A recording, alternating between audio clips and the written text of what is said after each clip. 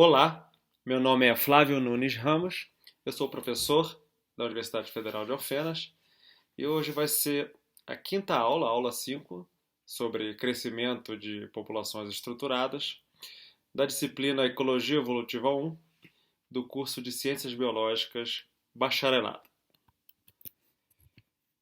Bom, a gente estava falando na aula passada sobre crescimento populacional, ou seja, sobre uma forma de modelar ou tentar prever se a população que a gente está estudando, do organismo que a gente está estudando, vai aumentar ou vai diminuir seus indivíduos ao longo do tempo.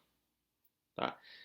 Quer o crescimento, a modelagem de crescimento exponencial e a modelagem de crescimento logístico. Esses dois tipos de crescimento são mais fáceis ou são mais apropriados para organismos mais simples, como bactérias, como protozoários, né, por exemplo. Por quê? Por que a gente diz que são modelos de crescimento mais simples?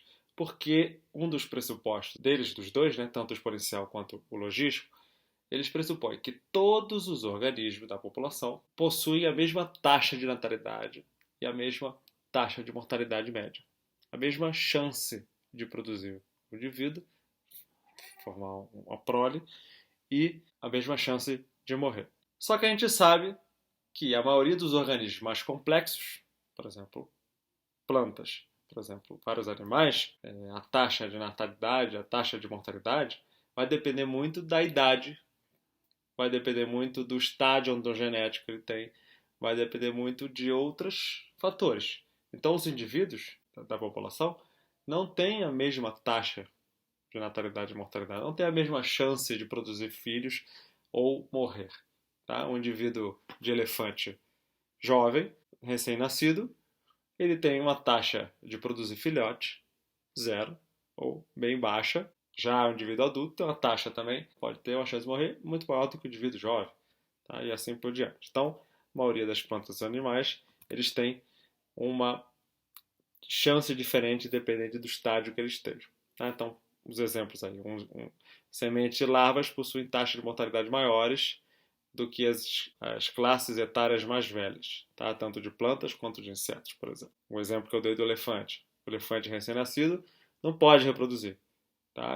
Vai ter que chegar até a idade adulta, ou seja, a idade reprodutiva, para poder ter a reprodução. Então a taxa de fecundidade dele é zero. Só aí já mostra um pouco a importância da gente dividir a população, de conseguir dividir a população em classes, estruturar a população, seja estrutura etária, estrutura genética, aquilo tudo que a gente falou nas aulas passadas, tá? Como dividir a população. Sabendo da importância de estruturar a população, de dividir a população em estágios diferentes, a gente pode acompanhar essa população de duas abordagens diferentes. A população pode ser acompanhada através de uma abordagem que a gente chama de vertical ou de uma abordagem chamada horizontal. Qual é a diferença dessas duas abordagens? Bom, quando a gente faz a abordagem vertical, significa que a gente pega todos os indivíduos que nasceram naquele mesmo momento, que a gente chama de coorte, tá? Então a gente viu nas aulas passadas isso, né? Então a coorte é aquele grupo de indivíduos que nasceu naquele mesmo momento, naquele mesmo mês, naquele mesmo dia, naquele mesmo ano, tá? Então a gente pega todos esses indivíduos que vão ter mais ou menos a mesma idade, mesmo tempo de vida, e acompanha esses indivíduos até todos eles terem morrido. Então isso é uma abordagem vertical. A gente sabe qual foi a idade que eles foram reproduzir pela primeira vez, qual foi a idade que eles pararam de reproduzir, qual a idade que cada um dos indivíduos morreu, quantos indivíduos permanece vivo depois de determinado tempo, a gente numera cada indivíduo e acompanha esses indivíduos ao longo do tempo. Isso é chamado de uma abordagem vertical. Então a gente calcula as taxas que a gente precisa para poder calcular o crescimento populacional através de uma abordagem vertical. As taxas de natalidade e as taxas de mortalidade. A gente quer saber a taxa de crescimento. A taxa de crescimento de uma população fechada é apenas a diferença de quantos nascem menos quantos morrem. O segundo tipo de abordagem é chamada abordagem horizontal. Aí a gente já não acompanha uma coorte inteira. A gente acompanha várias coortes. A gente chega numa população onde você tem indivíduos que são muito jovens até indivíduos que são muito velhos. Então a gente está pegando, dentro de uma mesma população, indivíduos de várias coortes ao mesmo tempo. Tá? Então todas as coortes daquela população vão ser examinadas ao mesmo tempo. Então a gente assume que aqueles estádios eles vão ser mais ou menos constantes. Tá? Então as taxas de cada estágio, taxa de natalidade, taxa de mortalidade de cada estádio, né, seja etário, seja ontogenético, vão ser mais ou menos constantes e a gente consegue calcular todas essas taxas e assume. Por que a gente usa, ou quando que a gente usa uma abordagem ou outra abordagem? Então, por exemplo, a abordagem vertical, quando a gente acompanha uma coorte inteira, é mais apropriado, é mais detalhado, né? A gente consegue individualizar as taxas, individualizar todos os cálculos, mas é mais apropriado para organismos que têm um tempo de vida curto. Você pode acompanhar um organismo desde o seu nascimento até a sua morte, até todos os indivíduos daquela população morrerem. Tá, agora, indivíduos que têm um tempo de vida muito longo, tartaruga, sei lá, elefante, baleia, sequoia, você não consegue acompanhar os indivíduos desde o nascimento até a mortalidade, até a morte. Então, a maioria dos indivíduos, que são indivíduos mais complexos e tempo de vida longo, a gente faz uma abordagem mais horizontal, onde a gente pega então vários coortes e faz um cálculo baseado em todos os indivíduos. Então, a gente vai fazer isso para poder acrescentar no modelo as taxas diferenciais de cada estágio. Então, nos modelos anteriores, a gente tinha uma taxa de natalidade média, uma taxa de mortalidade média, baseada em todos os indivíduos, e a gente jogava na fórmula e tinha uma taxa de crescimento. A gente tinha lá o R ou o lambda, e a gente, através do valor que a gente encontrava, a gente podia fazer uma previsão. Se o R tem esse valor, acima de 0, ele vai crescer. Se o lambda é acima de 1, a população está crescendo, vai crescer. Tá? Então a gente assumia que todos os indivíduos tinham essa mesma chance e era um valor só. Agora não. Agora a gente quer colocar um pouco mais de realidade nesse modelo. Então foi um avanço no modelo, onde você calcula as taxas por estágio. Ele entra nesse cálculo, tudo isso é levado em consideração para calcular a taxa de crescimento final. Então a taxa de crescimento é um pouco mais acurada. Tá? A gente tem dois jeitos de fazer isso. Através da tabela de vida e através de matrizes. Tá? O cálculo através de matriz. Uma coisa importante. A gente já falado antes que existem dois modelos básicos de crescimento populacional. O crescimento exponencial e o crescimento logístico. Qual a grande diferença entre eles? O crescimento logístico leva em consideração que o recurso para as populações são limitadas. Então você tem o acréscimo daquela capacidade de suporte, que é o K, onde tem o número máximo de indivíduos que aquele ambiente vai suportar. O número máximo de indivíduos daquela população, daquele organismo, que aquele ambiente vai suportar.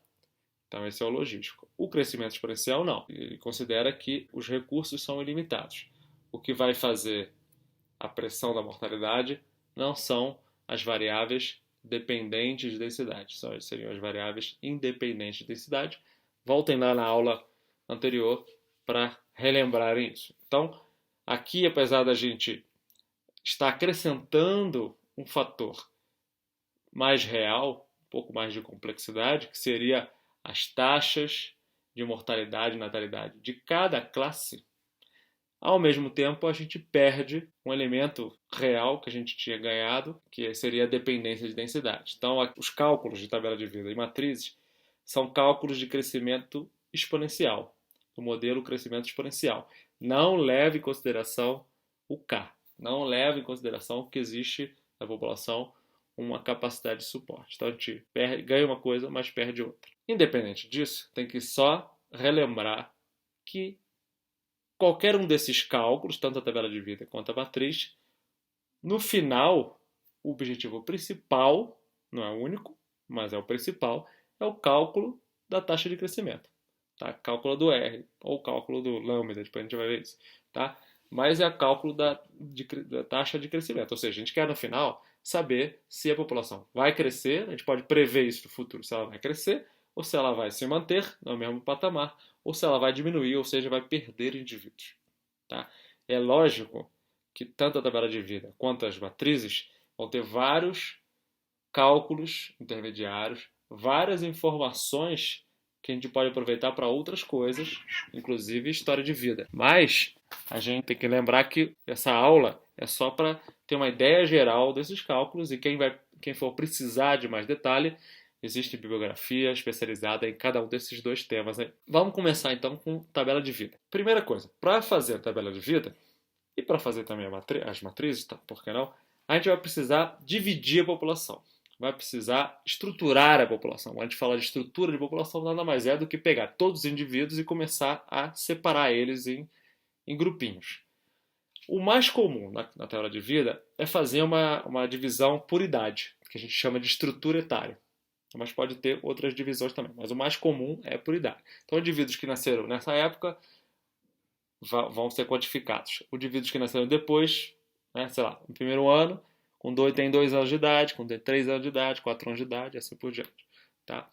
Depois, a gente vai ter que calcular a taxa de mortalidade e a taxa de fecundidade, né, no caso, para a gente ter a natalidade, de cada um desses estádios.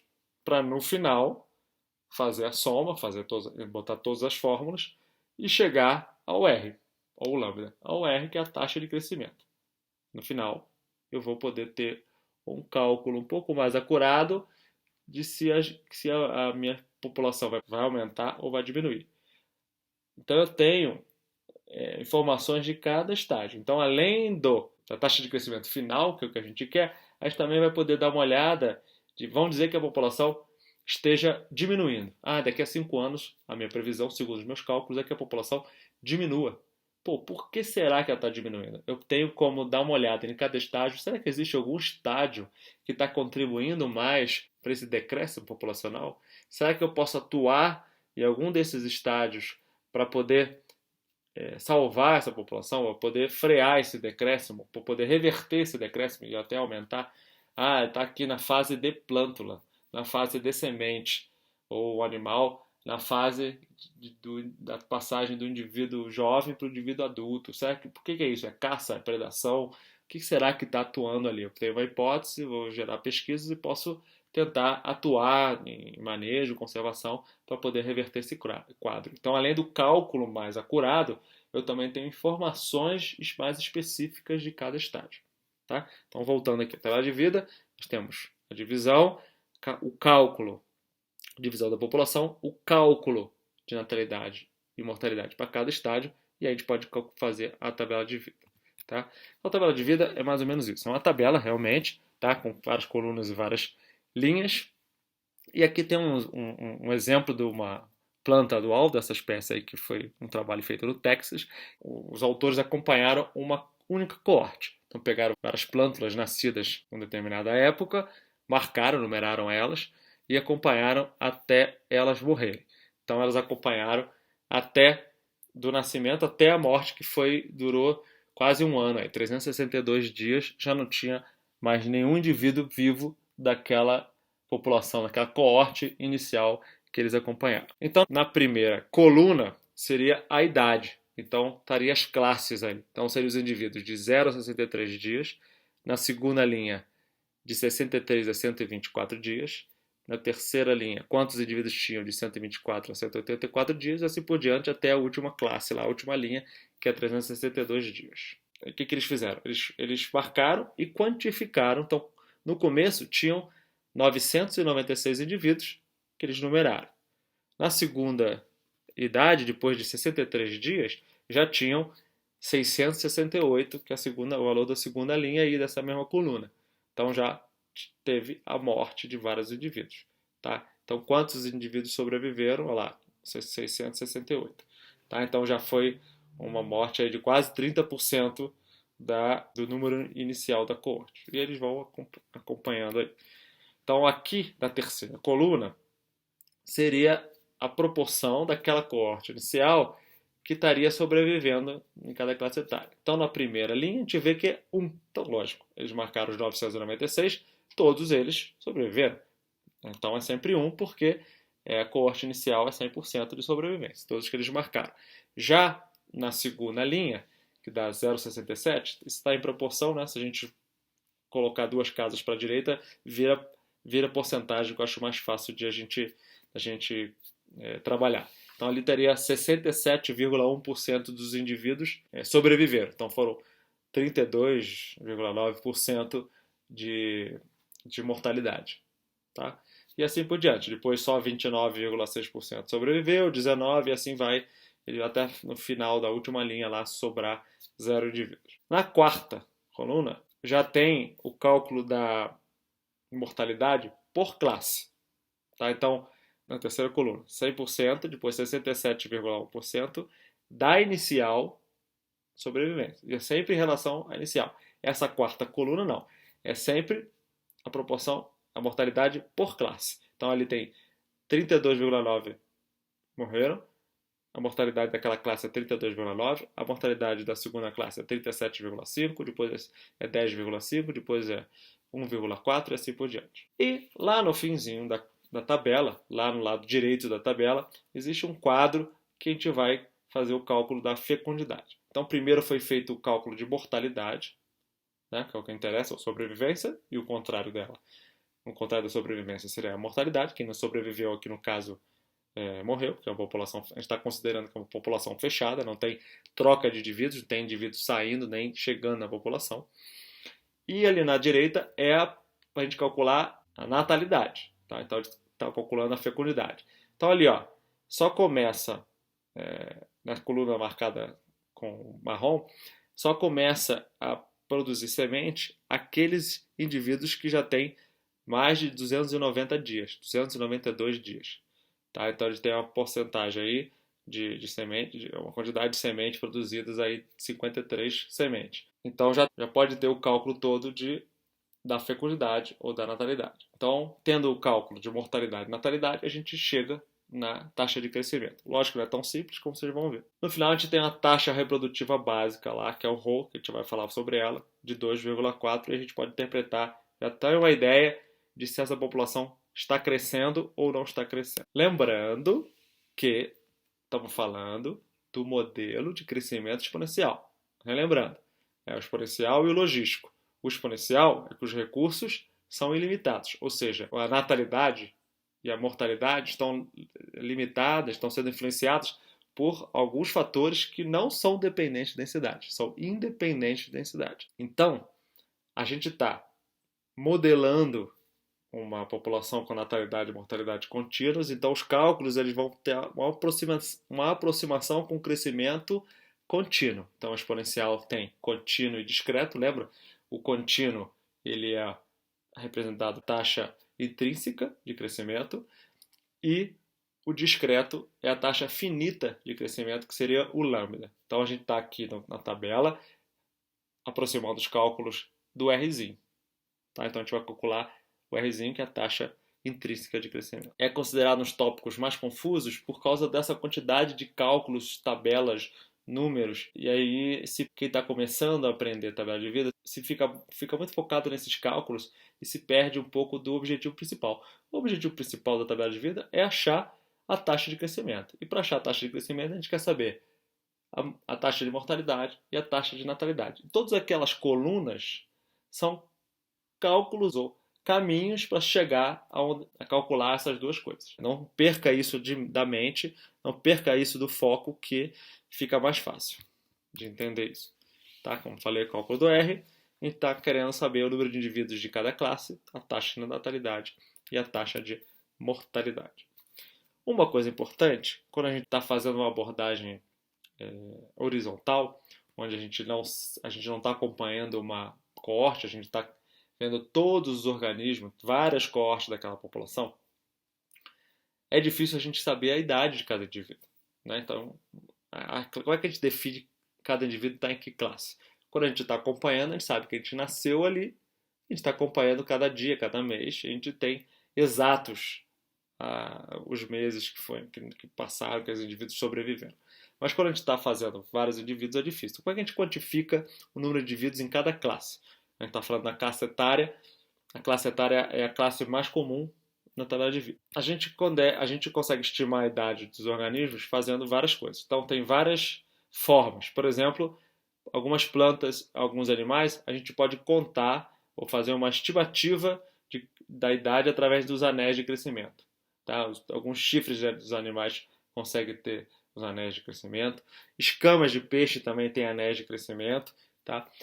Desenvolvimento dos dentes, presença e ausência de dente, tipo de dente em alguns animais.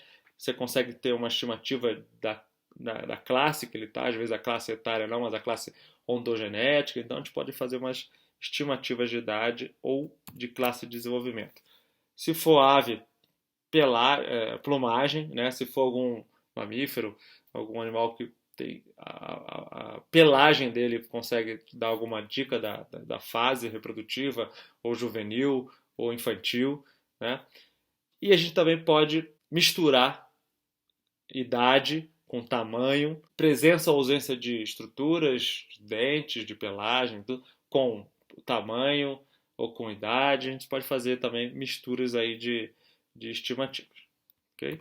Então tem várias formas.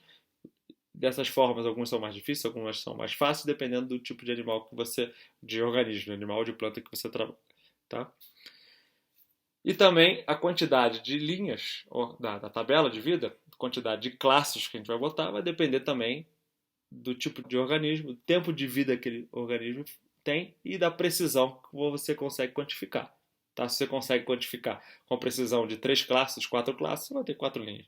Se você consegue uma precisão de 16 classes, você tem 16 linhas. 50 classes, você tem 50 linhas. Quanto mais você conseguir dividir, vai ter mais acurácia. Mas também pode ter mais erros. Então, você tem que fazer um balanço aí. Na tabela de vida, essas são os símbolos mais comuns, tá? Que a gente usa. A idade, que geralmente o símbolo é X. O número de indivíduos, que é o S, tá? O S daquela idade. Então, o número de indivíduos daquela idade é sempre algum símbolo entre parênteses o X, que é daquela idade. Então, a natalidade seria o B daquela idade ou o M daquela idade. A mortalidade, o símbolo geralmente é D. Ou a sobrevivência, que é o inverso da mortalidade, o símbolo geralmente é o L. Mortalidade e sobrevivência seriam as bases para todos os outros cálculos da tabela de vida. Para a natalidade, tem a tabela de fertilidade, que vai ser aquelas colunas lá para a direita da tabela, que geralmente estão ali com o B ou M, né, que nada mais é do que a abreviação da palavra em inglês, the birth, que é o nascimento, ou maternity, que é a maternidade. Que é essa tabelinha à direita aí. Geralmente ela vai estar à direita da tabela de vida, porque à esquerda se calcula a mortalidade, tá? Então são vários tipos de cálculo de mortalidade, e à direita se calcula a natalidade, ou no caso, a fecundidade. A natalidade, como é que a gente representa, como é que a gente interpreta, na verdade, a natalidade? Seria o número médio de filhotes, ou de sementes, de prole, tá? De que cada fêmea consegue dar. Então, prole nascida de uma determinada fêmea. Então, é uma taxa de fertilidade por indivíduo, tá? Por fêmea. Tá? Também é uma média por cada classe. Então, vamos dar um exemplo da própria tabela de vida. Tá? Então, se a gente está lá numa classe e a gente fala assim, B6 igual a 3. Como é que você interpreta isso? Que o mais importante do que você conseguir fazer esses cálculos, que o cálculo está no livro lá, eu não vou falar muito de cálculo aqui, tá? Você precisar fazer a tabela, você vai ter que entender esses cálculos, tá? Mas se você não precisar fazer a tabela e só receber uma tabela pronta, você tem que conseguir interpretar essa tabela. Tá bom. Então vem a tabela, está escrito lá B6 igual a 3. O que é isso? Significa que B está em relação a birth, de nascimento. Então a gente está falando de natalidade. Então está falando da produção de uma prole. A natalidade de uma fêmea na classe 6, então se a gente está dividido, a população está dividida em classe etária, a gente está falando na idade 6. Vamos dizer que está mais comum lá, que são 6 anos, é por ano. Então, a fêmea, na idade de 6 anos, ela, em média, cada fêmea produz 3 filhotes, 3 sementes. 3 larvas, sei lá.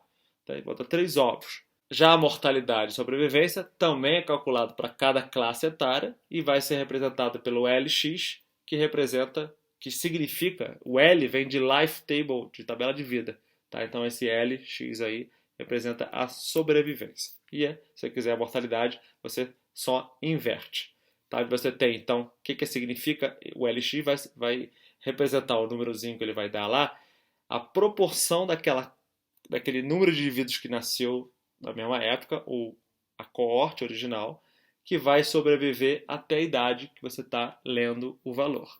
Ou a probabilidade de um indivíduo sobreviver do nascimento até aquela idade que você está querendo saber. Como é que eu calculo isso? Eu pego o número de sobreviventes da idade que eu quero saber e divido pelo número original que eu tinha. Tá? Se eu tinha 100 e agora eu tenho 10, eu faço esse cálculo, eu tenho 10%. O primeiro elemento da coluna de sobrevivência é L0, porque é o tempo zero, é o tempo que eu comecei a marcar. Tá? Então é a sobrevivência da coorte original, então vai ser sempre 100%, que é o que eu peguei, que eu estou medindo. Então, sempre 100%, sempre a proporção 1.0, né? Como vocês podem ver naquele exemplo da planta, essa é a tabela da proporção de indivíduos sobrevivendo em cada classe etária. O primeiro, o L0, é sempre 1. Ok. E aí? E o último? O último a gente representa aí, na teoria, como o K, né? Então seria a última classe. Então se na minha população só vive 6 anos, o último vai ser 6. Só vivem 10 anos, 10. Vivem só 362 dias, então a classe vai ser 362. Tá? Então é a classe, a idade, que ninguém da corte original vai alcançar. Tá? Todo mundo vai estar morto naquela classe. Então, como pode ver aí na tabela, a última linha dessa coluna vai ser sempre 0. Tem que terminar com 0. Todos os indivíduos vão ser acompanhados até a morte deles. Então a coluna do LX sempre vai de 100% a 0%. Ou de 1 até 0. Tá? Cuidado que é muito comum cometer o erro de, em vez de dividir pelo corte original, divide pela classe anterior e aí você está tendo um outro tipo de cálculo que é a quarta coluna. Tá? Então sempre dividir pelo número original. Uma coisa super importante. Os dados de BX, que é a natalidade, e os dados de LX, que é a sobrevivência, eles são independentes. O que é isso? Que a natalidade só vai falar para você qual é o número de proles médios que cada fêmea tem em média.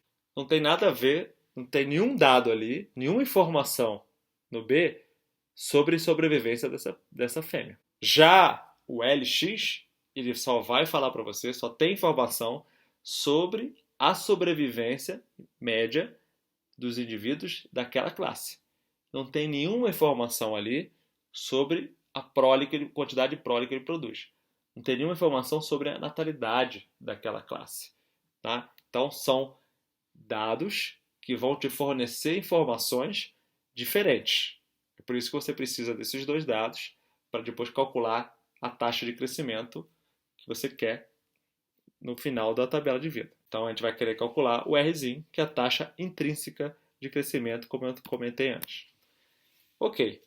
Então, seria mais ou menos como se fosse o cálculo lá do modelo de crescimento exponencial. A gente quer saber a mortalidade e natalidade para calcular o R. Só que na tabela de vida, como a gente estruturou a população, como a gente dividiu a população, a gente tem que calcular duas coisas a mais, que é a taxa reprodutiva líquida, também conhecido como Rho, e o tempo de geração. Então vamos falar um pouquinho sobre o Rho rapidamente. O que significa taxa reprodutiva líquida? Então, se você pegar o Rho e for interpretar, que é o que você precisa saber bem, o Rho é o seguinte: é quanto, em média, uma fêmea produz de prole ao longo da vida inteira. Então, quantos filhos, em média, cada fêmea daquela população produziu.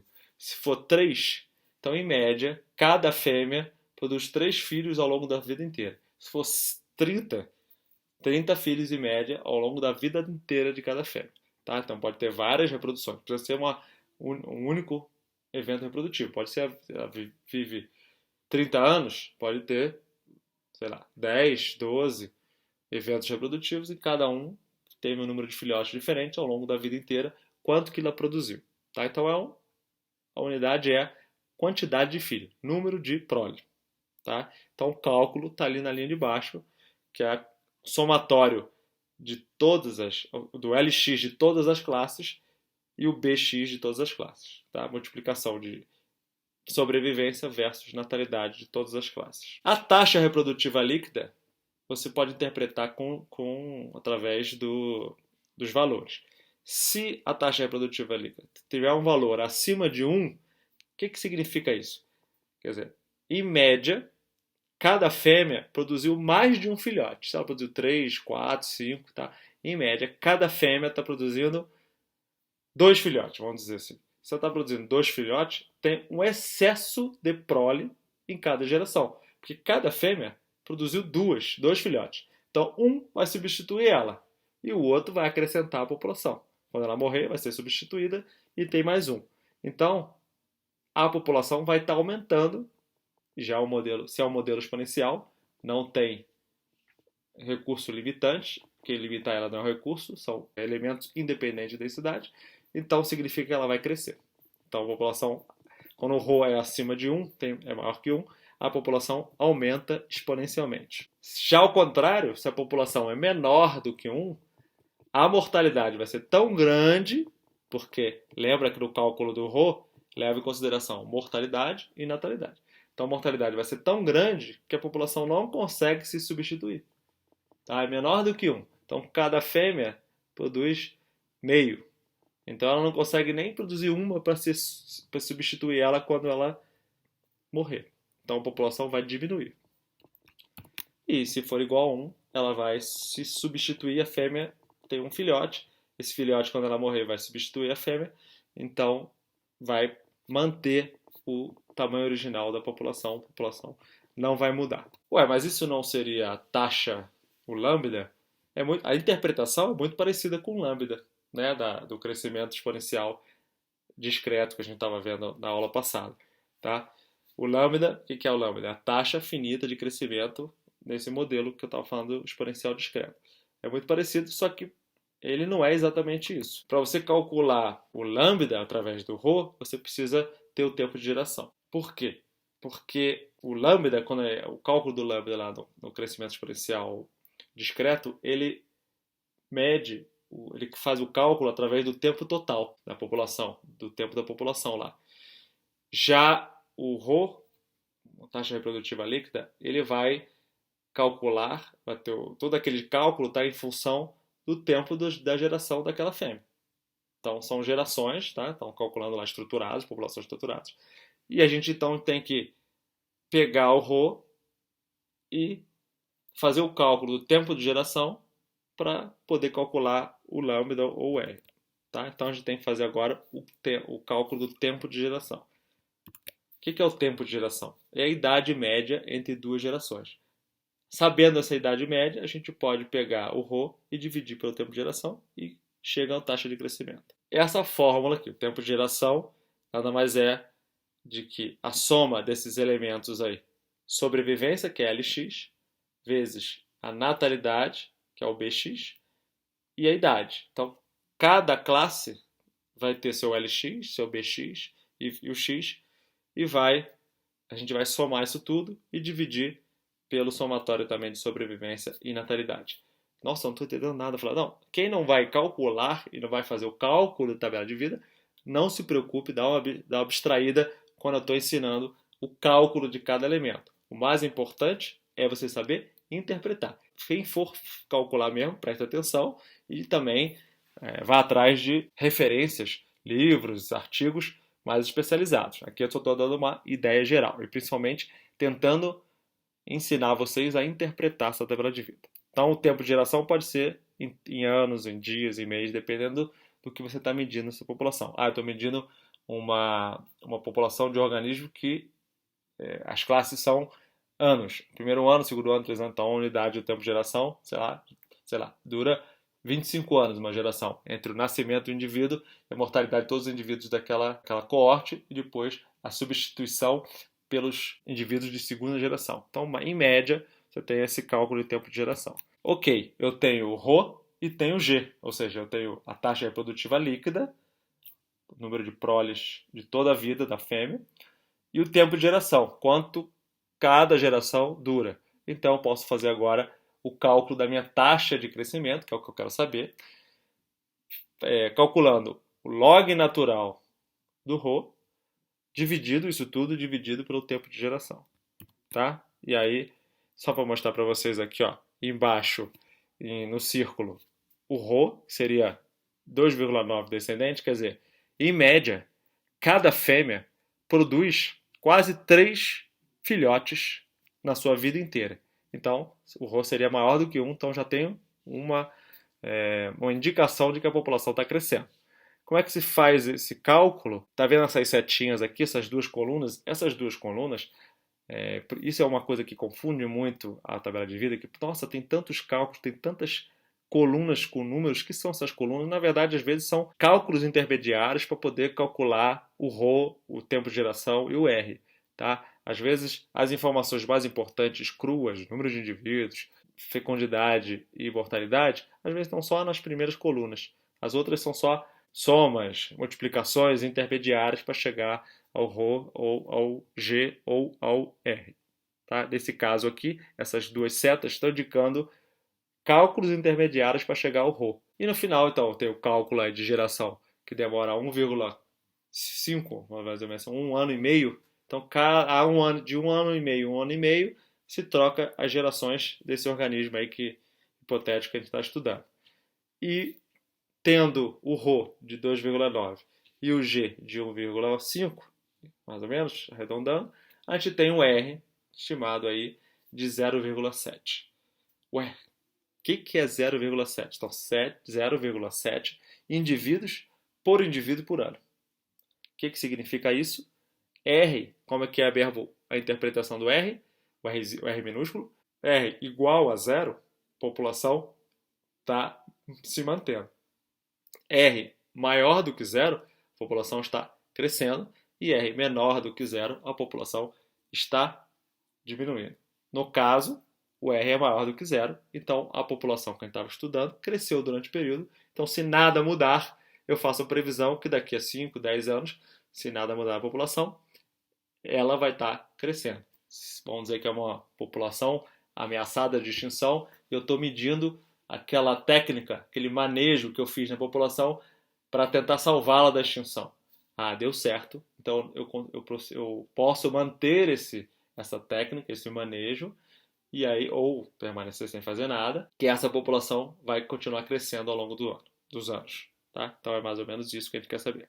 No final, a gente quer saber a taxa de crescimento, esse é o objetivo principal. Outra forma de modelar, ou tentar prever a taxa de crescimento com populações que a gente divide elas em classes, seria a matriz. Uma coisa interessante da matriz é que a gente não só tem uma taxa finita total da população, a gente pode ter uma taxa de crescimento de cada classe etária.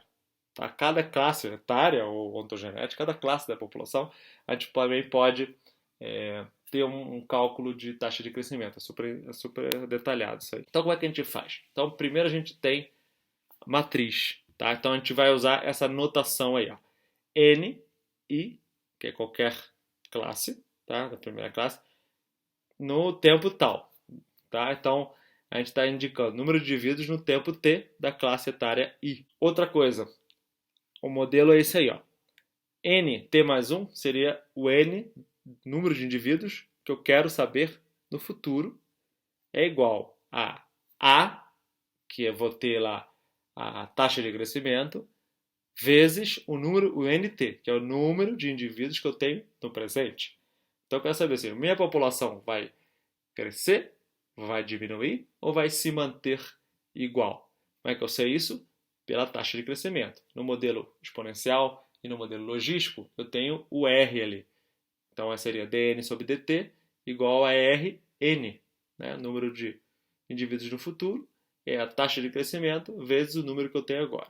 A mesma coisa, só que o A, em vez de ser o Rzinho, a taxa de crescimento, nada mais é do que uma matriz com todos os cálculos de sobrevivência, mortalidade e natalidade de todas as classes.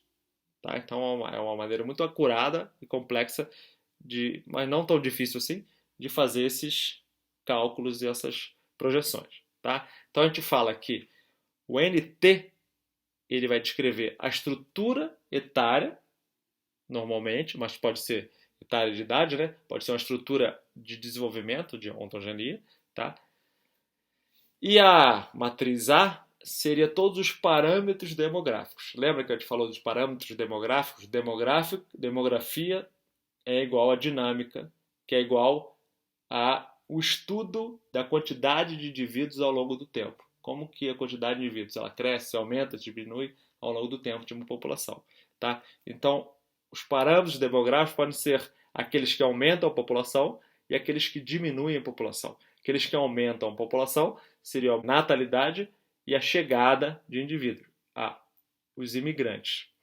E aqueles que diminuem a população é a mortalidade e os emigrantes. Como a gente está trabalhando com esses modelos exponenciais e logísticos, que eles consideram as populações sendo fechadas, ou seja, não tem movimentação de indivíduos. Se não tem movimentação de indivíduos, os únicos parâmetros demográficos que a gente utiliza seriam mortalidade e natalidade. Quem nasce menos quem morre. Tá? Então, a matriz A maiúscula aí está contida nessa matriz todos os parâmetros demográficos que a gente precisa saber. Então tá aí um tipo de matriz, a primeira matriz, que é a matriz colunar, que a gente chama, onde tem o número de indivíduos de cada classe. Então se divide primeiro a população em classes, normalmente a classe etária, mas vocês vão ver que também é muito comum em matriz classe ontogenética, tá? E a gente tem um vetor colunar ou a matriz colunar. Então é uma matriz de uma linha só, onde cada linha seria o número de indivíduos de cada classe. Então N1 é o número de indivíduos da classe 1, N2 o número de indivíduos da classe 2 e assim por diante até a última classe. E aí depois de 5 anos a gente pode ter, por exemplo, N5 é o número de indivíduos em 5 anos. Tá? De 5 anos a gente tinha na primeira classe, vamos ver que a primeira classe fosse uma planta, para facilitar. A primeira classe tem 600 sementes. Na segunda classe, depois de 5 anos, a gente tinha 270 plântulas. E tinha 100 jovens e 50 plantas adultas. Então a gente tinha essa estrutura. Então, essa é a matriz colunar, a matriz do número de indivíduos que a gente quer saber. Então, a gente vai utilizar os dados que vai ter na matriz A, vezes os dados que tem nessa matriz colunar, que vai ser só o número de indivíduos em cada classe, e vai prever o futuro, vai saber se vai crescer, diminuir ou se manter. O A é a transição e vai ter a probabilidade de passar de uma classe para outra, e é mais ou menos assim. A gente tem uma matriz A à esquerda e uma matriz colunar, matriz de transição A à esquerda e matriz colunar do número de indivíduos em cada classe à direita, e a gente faz nada mais, nada menos do que a multiplicação de matriz. Para quem não lembra da multiplicação de matriz, eu vou estar mostrando um pouco mais para frente. A matriz colunar com o número de indivíduos de cada classe, cada estágio. A matriz de transição A é uma matriz quadrada, ou seja, o número de linhas tem que ser igual ao número de colunas. Tá? E vai ter dois tipos de cálculos, dois tipos de números. Tá? Ou vai ter a probabilidade de passar para cada classe, então a probabilidade de um indivíduo sobreviver e chegar na classe seguinte é x, é tal, ou ele não passou para a próxima classe, não morreu e permaneceu na mesma classe. Então, um exemplo. Tem uma semente dormente. Ela está dormente e permanece dormente no segundo ano. Então, ela não morreu, continuou dormente, mas não virou plântula. Então, ela não passou para a próxima classe. Então, tem também a probabilidade de sementes, a proporção de sementes que permanece dormente e não passa para a próxima classe, ou seja, ela permanece na mesma classe. Então, na matriz de transição, tem esses dois elementos, tá? Essas duas informações, passar de classe ou permanecer na mesma classe. Então a gente vai multiplicar assim, tá? As matrizes são multiplicadas assim. Aí você dá um pause aí no vídeo, se quiser entender mais da multiplicação, você vai por essa figura, você vai entender certinho como é que se multiplica, é bem fácil, bem tranquilo. Se você não precisa saber multiplicar, você não quer fazer esse cálculo, quer só entender a matriz e saber interpretar, segue o vídeo, tá? O meu interesse aqui é só dar uma noção para vocês de matrizes e principalmente ensinar mais ou menos como que interpreta isso. Quem tiver mais interessado, busca literatura, que tem muita literatura especializada em matriz, tá? Então a gente tem dois tipos básicos de matriz de transição, que é a matriz A, que são aquelas matrizes que têm todos os valores de natalidade e mortalidade para a gente poder calcular o crescimento, quer dizer, a taxa de crescimento, saber se a população vai crescer, diminuir ou permanecer. Existe a matriz de Leslie, normalmente utilizada com classe etária, e a matriz de Lefkovitch, que é normalmente utilizada com classe ontogenética ou classes de tamanho. Qual é a diferença desses dois tipos de matrizes? Então, todas as duas matrizes vai ter zero em todas as linhas e colunas, menos a matriz de Leslie, não tem zero, tem valores, né, numéricos apenas em dois lugares. Na primeira linha da matriz, lembra que a matriz é quadrada, o número de linhas é igual ao número de colunas.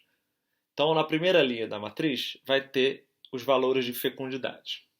E na subdiagonal da matriz, vai ter os valores de proporção de uma classe passar para a próxima classe.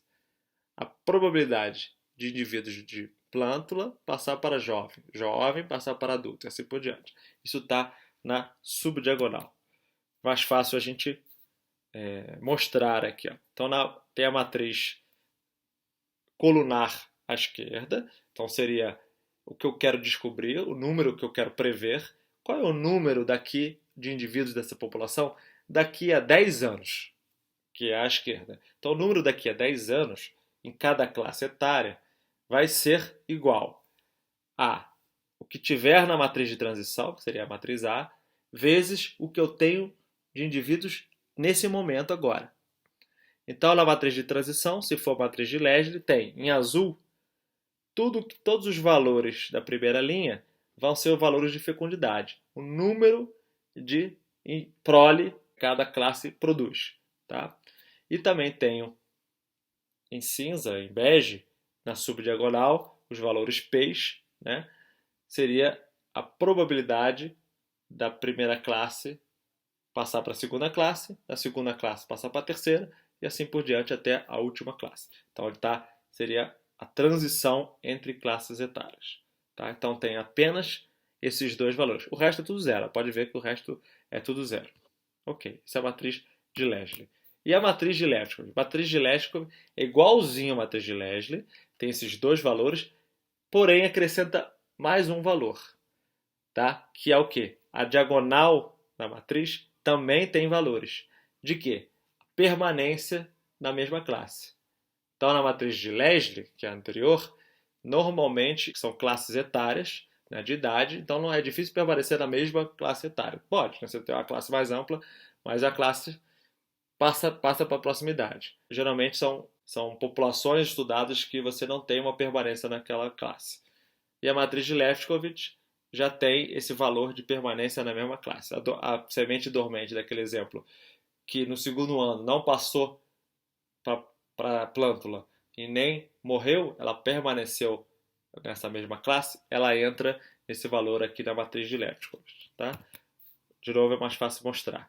Então, temos uma matriz de transição à esquerda, que vai multiplicar a matriz colunares à direita. Então, a matriz de transição é a matriz de Lefkovitch, onde tem na primeira linha azul os valores de fecundidade, na diagonal, em verde, a permanência, a taxa de permanência na mesma classe, ou seja, a proporção de indivíduos que ficou naquela classe, e no G, na subdiagonal, seria a proporção de indivíduos que passou para a classe seguinte. Tá? Então, essa é a diferença da matriz de Leslie e matriz de Lefkovitch. Então, essas são as principais matrizes de transição que a gente encontra para calcular. Tá? Lembrando, qual é o objetivo das matrizes? Também calcular a taxa de crescimento. No caso da tabela de vida, a gente calculou o R minúsculo, que é a taxa de crescimento intrínseca, tá? Dentro lá do modelo exponencial contínuo.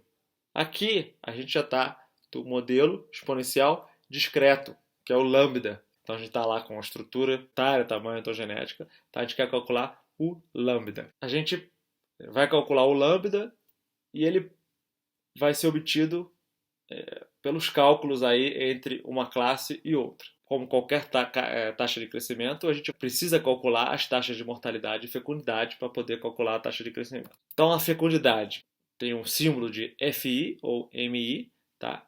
Que é a quantidade média de prole produzida por um indivíduo em uma determinada classe, e é assim que calcula, BI vezes PI, que é a quantidade de prole produzida na classe, tirando a sobrevivência. Tá? Então, é uma mistura aí de fecundidade e sobrevivência. E a sobrevivência seria o PI, a probabilidade de um indivíduo de uma classe sobreviver até a próxima classe. Tá? Então, vamos interpretar uma determinada matriz aqui.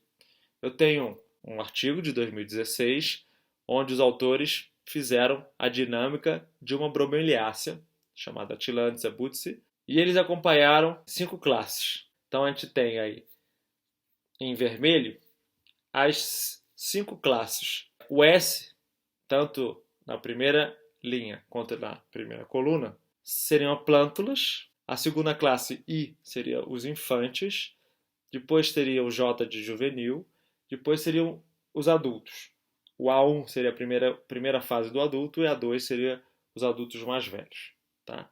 Então, é uma matriz quadrada, onde o número de linhas e o número de colunas depende do número de classes. Então, ele dividiu aqui em 5 classes, então vai ter 5 colunas e 5 linhas. Na primeira linha, ele tem os valores de fecundidade. Então, lá, em vermelho está o valor de 0,148. Vamos passar 2 vírgulas para a direita, porque é mais fácil interpretar com proporção. Tá? Então, o A1 teria 14,8% dos indivíduos de A1 produzindo plântula e 25,8% dos indivíduos de A2 produzindo plântula. Como assim plântula? Porque essa está na linha do S, entendeu? Então, A1 produzindo S. S é plântula, A2 produzindo na linha S. Na subdiagonal, nós temos, então, os valores de passagem da classe, ou seja, a porcentagem de indivíduos de uma classe que passa para outra. Então, vamos lá. No primeiro quadradinho vermelho, a gente estaria passando 2 vírgulas para a direita, 8,3% das sementes viram I, ou seja, passam para a classe infante. O S da coluna passar para o I da linha. Então, 8,3 indivíduos do S passam para infante. Já na coluna I, 5,7 passa para a linha J, que seria juvenil. Já as Js, 4,4 juvenis passam para A1 e o A1, 4,7 passa para A2. Tá? E também temos na diagonal principal a proporção de indivíduos que permanece como naquela mesma classe. Na primeira coluna, S continua como S, 0. Então não tem nenhum valor aí, significa que as sementes não são dormentes. Nenhuma semente permanece como semente. Ou ela passou para infante ou ela morreu. Na coluna I, 77,6% dos indivíduos infantes continuaram infantes do outro ano. Na coluna J, 70,2% permaneceram juvenis. Na coluna A1, 87,3% dos adultos permaneceram adultos 1 e 85,8% adultos 2 permaneceram como adultos 2 no ano seguinte. Tá? Então, a taxa de permanência. Vocês reparem que permaneceram mais indivíduos de um ano para o outro do que passaram para a próxima classe. E também tem 2 casos aí de retrocesso, ou seja, alguns indivíduos de uma classe voltaram para a classe anterior. Então, temos aí na coluna J de juvenil, 8,8 juvenis voltaram a ser infantes. E 13,8 da coluna A2, 13,8 indivíduos adultos A2, voltaram para adultos A1. Então está na linha A1. Tá? Então isso pode acontecer com planta que às vezes é calculado pelo tamanho. Então ele quebrou o tamanho, quebrou a altura, galho, alguma coisa saiu, ele volta para aquele tamanho da classe anterior. E a gente também, pegando os valores de permanência e passagem, significa o cálculo da sobrevivência. Porque aqueles indivíduos que não permaneceram na mesma classe e não passaram para a classe seguinte são os que morreram. Então, ou o indivíduo ficou na mesma classe, ou passou para a classe seguinte e sobreviveu, ou ele morreu. Então, esses valores aí são de sobrevivência. No caso da primeira coluna, que é S, só tem o valor de passagem para infante. Então, as sementes seriam 8,3 sementes que permaneceu viva de um ano para o outro.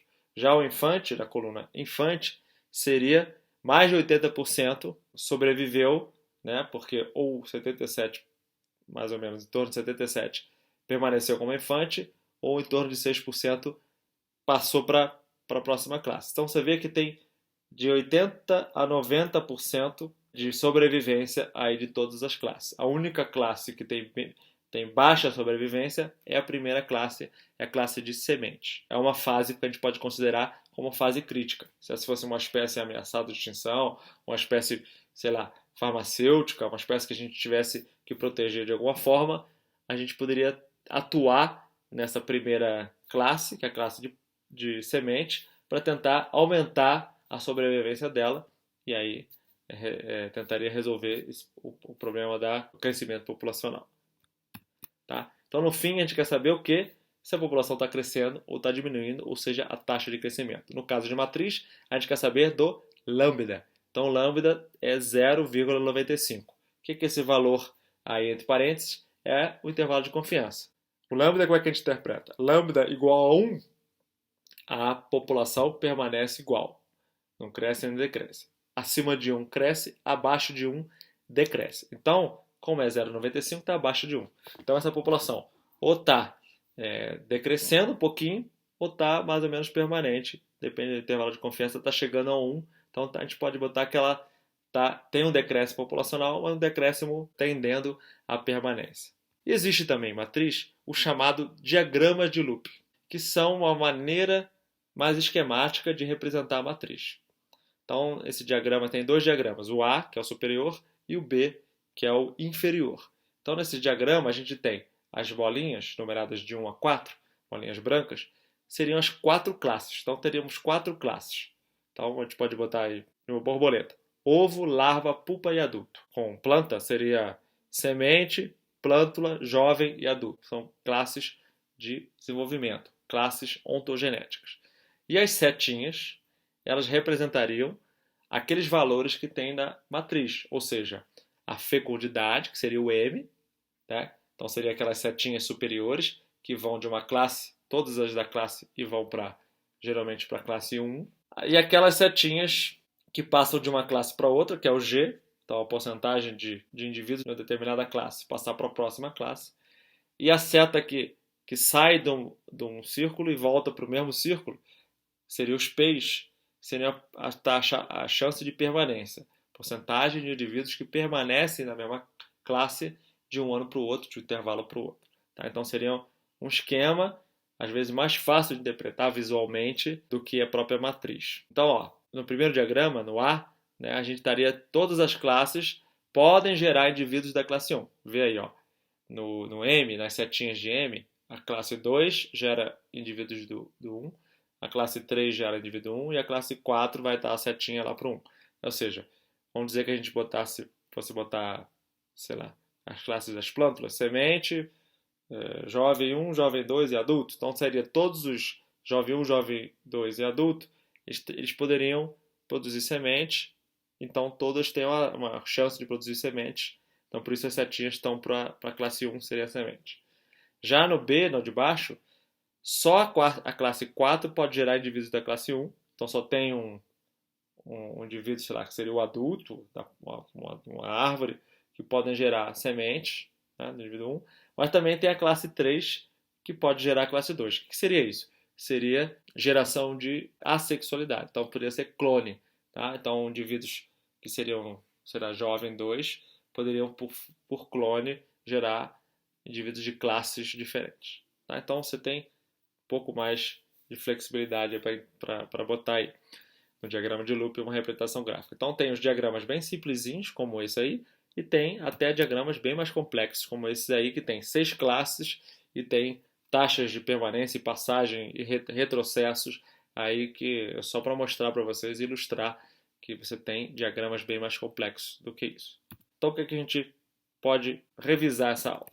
A gente falou de crescimento exponencial, logístico das outras aulas, e agora a gente está falando de crescimento com estrutura. Tá? Então, no crescimento exponencial, seria aquela modelagem de os indivíduos dn sobre dt, quer dizer, os indivíduos no futuro são o resultado da taxa de crescimento vezes o número de indivíduos que tem agora no presente, que é um crescimento exponencial. O crescimento não seria influenciado pela densidade. Já o crescimento logístico já leva em consideração que os recursos são finitos. Então, existe um número máximo que o ambiente pode suportar dos indivíduos. Tá? Então, você tem a mesma fórmula do crescimento exponencial, só que adiciona-se o limite da densidade aí, com o K, né, com o valor de capacidade de suporte. E agora, nessa aula, a gente viu o crescimento com estrutura, que seria as tabelas de vida e as matrizes. Então, o objetivo todos são de calcular a taxa de crescimento, seja o R ou seja o lambda, tá? Ou a taxa intrínseca de crescimento ou a taxa finita de crescimento. O que significa o R e o que significa o lambda que a gente viu aí. Foi mais ou menos isso que a gente queria falar nessa aula e até a próxima aula. Tchau, tchau.